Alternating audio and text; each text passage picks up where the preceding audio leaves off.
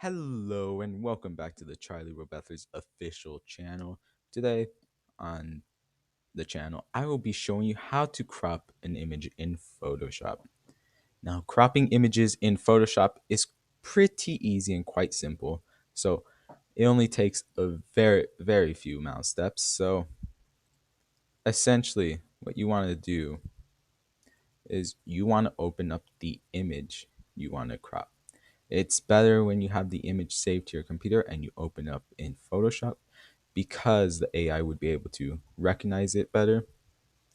So let me get the image that I'm going to use as an example in this video, and I'm going to open it up. So here is the image I'm going to use as an example. Now, what you see here is a man laying with some rocks on top of him. Now, Photoshop already provides you with some really useful tools over here called quick actions. Here it gives you a list of options that you can use on this image. But the only problem right now is that this image is the background image. Now, how do we get away from background? What we want to do is you can see this little lock right here. You want to double click on that lock, or in this case, one click, and it'll unlock the background layer and make it into a layer 0. Now, for the sake of this video, I'm going to rename this to Sussy Rocks. Oops. All right. So now it gives us the actions: remove background and then select subject.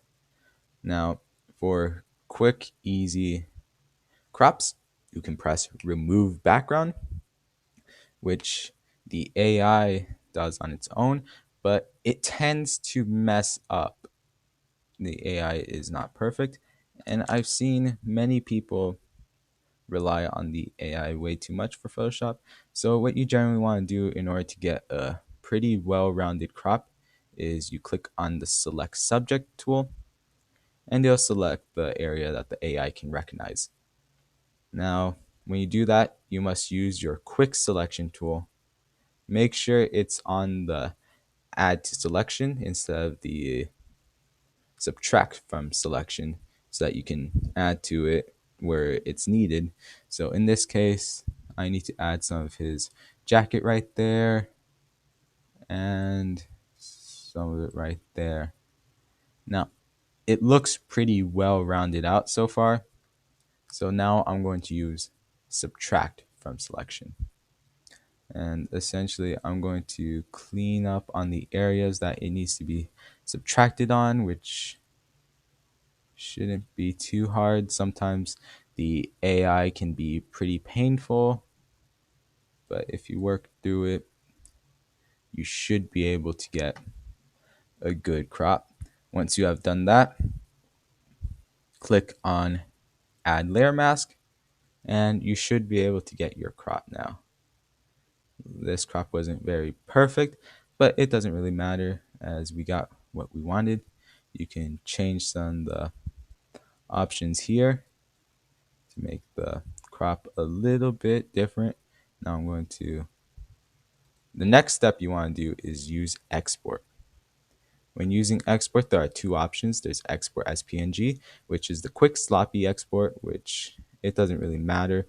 But if you do export as, it gives you a menu where you can edit your export.